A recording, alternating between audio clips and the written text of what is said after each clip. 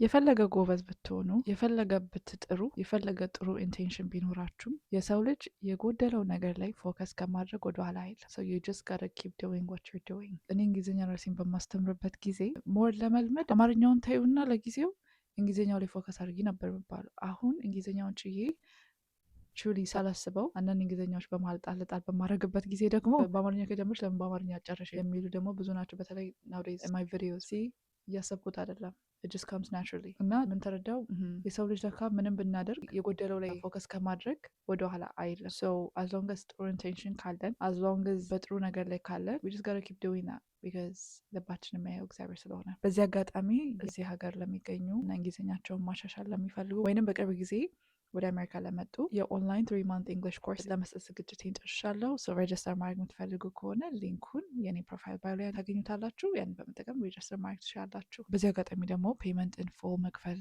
የማትችሉ ከሆነ የፔመንት ፕላን በየወሩም ስላለን እሱን መጠቀም ትችላላችሁ። እሱንም ኢንፎርሜሽን ፎርሙ ላይ ታገኙታል።